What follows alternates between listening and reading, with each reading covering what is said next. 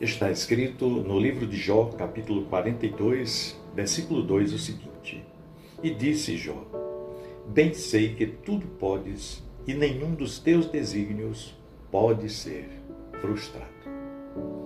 Meu irmão, minha irmã, há momentos na jornada da vida em que o sofrimento não é apenas uma circunstância que nos cerca, mas um mestre rigoroso que nos despe de todas as nossas ilusões. Entrar no capítulo final da história de Jó significa caminhar sobre as cinzas de um homem que perdeu tudo, mas que durante o processo encontrou o que realmente importava. Para compreendermos a profundidade dessas 12 palavras do versículo 2, que Jó profere diante do Criador, nós precisamos fazer uma viagem, eu diria uma viagem de retorno ao cenário da dor de Jó. Imagine só um homem assentado sobre um monte de detritos, raspando as suas feridas com um caco de telha, cercado pelo silêncio de um céu que parecia de bronze e pelo julgamento de seus amigos que mediam a soberania de Deus pela régua da lógica humana. Jó passou capítulos e capítulos defendendo a sua justiça, questionando os porquês, tentando abrir um tribunal onde ele pudesse apresentar a sua causa e demandar explicações do Todo-Poderoso. Quem de nós já um dia não passou por uma situação semelhante a essa? Se pegou nesse mesmo tribunal imaginário, exigindo que Deus assinasse um relatório de satisfação sobre as perdas e os caminhos tortuosos da nossa existência? No entanto, quando Deus finalmente quebra o silêncio, Ele não o faz com explicações teológicas confortáveis ou com um pedido de desculpas pelas perdas materiais e familiares a que Jó havia sido submetido. Deus responde de dentro de um redemoinho e a sua resposta é uma avalanche de perguntas sobre a criação. Ele questiona Jó sobre os fundamentos da terra, sobre o limite das águas do mar, sobre as ordens dadas à alvorada e as rotas das constelações no céu. Diante dessa manifestação extraordinária, e a teologia especulativa de Jó desmoronou, caiu por terra. A semente da verdadeira sabedoria brota no coração do patriarca, não porque ele tivesse obtido as respostas que ele queria, mas porque ele finalmente compreendeu quem estava fazendo as perguntas. E é exatamente nesse exato ponto de quebra e iluminação que Jó abre a boca para dizer: Bem sei que tudo podes. Essa declaração não é um mero consentimento intelectual ou uma frase de efeito dita da boca para fora em um momento de culto. Não. Trata-se de um grito de rendição profunda, onde o homem confessa que a sua pequenez diante de Deus foi engolida pela imensidão da soberania do Deus vivo. Olha, falar que Deus tudo pode, no contexto bíblico, vai muito além, mas vai infinitamente além de afirmar que Ele possui uma força física cósmica desmedida. Na verdade, a palavra usada aqui aponta para uma capacidade absoluta e irrestrita de agir de acordo com a sua própria natureza perfeita. Quando Jó reconhece esse poder, ele está abandonando a vã tentativa humana de gerenciar a soberania divina, como nós somos tão propensos a fazer. Nós, muitas vezes, em nossa arrogância, a nossa soberba oculta, criamos um Deus que cabe nas nossas conveniências. um Deus que precisa da nossa aprovação ou que deve operar dentro do nosso cronograma de bem-estar. Mas o Deus de Jó é exatamente aquele cuja vontade estabelece a própria realidade. Ele não consulta conselhos humanos para governar o universo. Ele não precisa recolher votos para validar os seus decretos. O reconhecimento desse poder absoluto traz um misto de temor reverente e descanso indescritível para o coração humano.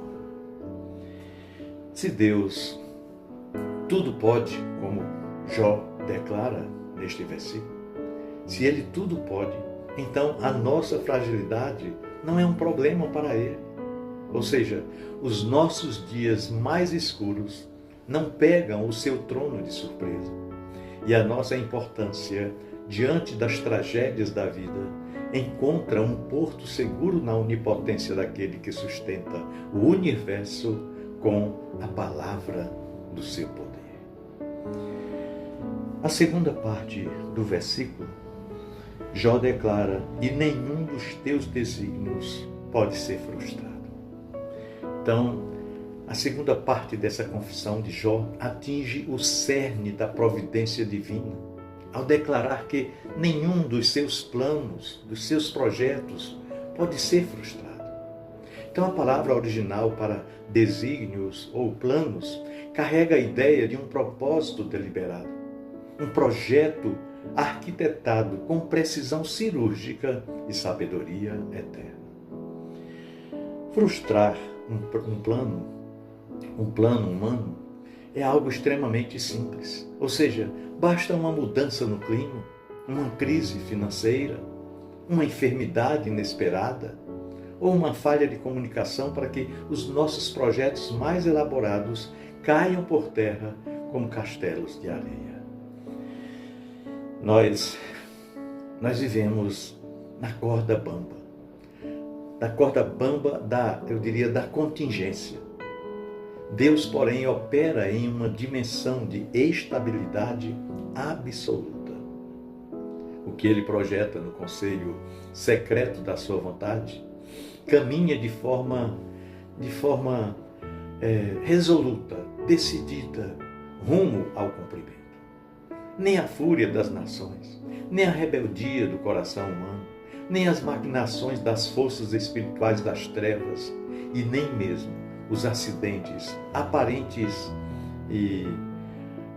da história podem desviar a mão de Deus daquilo que Ele determinou realizar. Nada, absolutamente. Essa verdade, na verdade, é uma verdade teológica, mas essa verdade tão profunda traz uma implicação prática imediata para a postura que nós, como criaturas, devemos adotar diante do Criador. Se os pensamentos e desígnios do Senhor são infalíveis e inabaláveis, a única atitude coerente, madura e santa para o ser humano é a da submissão incondicional e total e da adoração silenciosa. Jó entendeu que a postura correta da criatura não é a de debater com o desaire, mas a de se curvar diante da sua majestade. Durante toda a sua provação, Jó usou muitas palavras para tentar justificar a si mesmo. Mas quando ele se deparou com a soberania real de Deus, aí Jó colocou a mão sobre a sua boca. A verdadeira profundidade espiritual começa mesmo, é onde terminam os nossos argumentos contra Deus.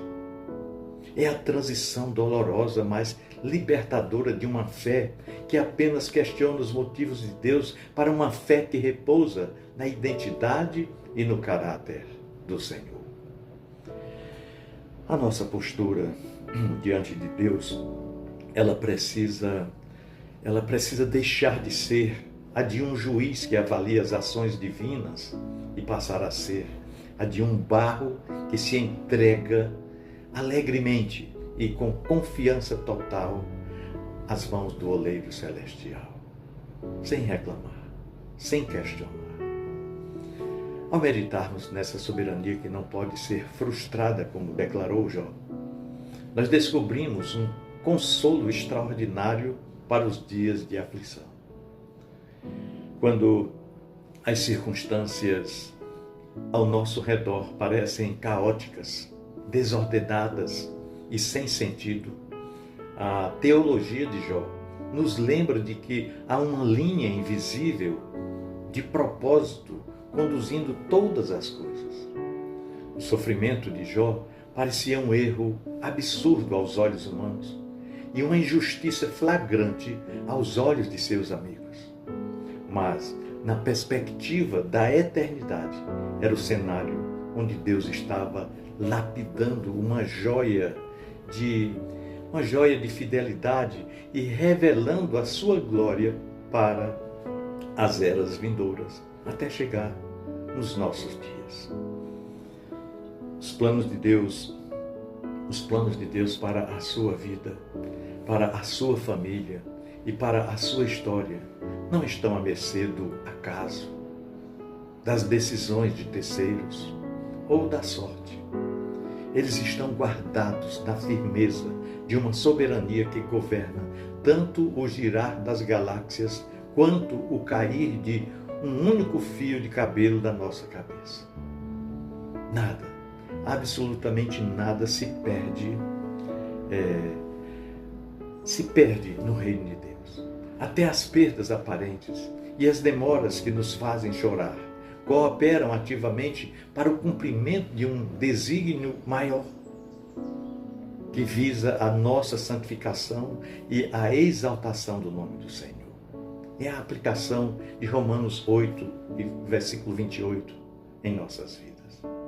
Portanto, meu querido irmão, minha amada irmã, que este simples devocional possa ecoar em nossos corações como um convite solene ao arrependimento da nossa autossuficiência e à restauração da nossa confiança na soberania de Deus.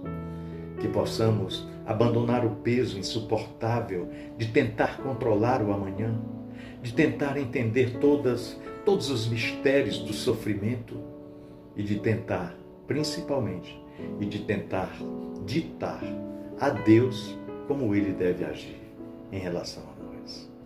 Que a nossa alma encontre o seu lugar de repouso na humilhação santa aos pés do trono do Senhor, reconhecendo que a vontade de Deus é boa, agradável e perfeita, mesmo quando se veste de mistério. Que diante das dores, das incertezas e dos redemoinhos desta vida, nossa voz se levante não para exigir direitos ou explicações da parte de Deus, mas para professar com convicção e temor: bem sei que tudo podes. Senhor e meu Deus, que tu tudo podes, que a tua destra é invencível, que o teu amor é eterno e que nenhum dos teus santos e benditos desígnios e pensamentos a nosso respeito poderá jamais ser frustrado. Pensemos nisso, no amor de Cristo. Amém.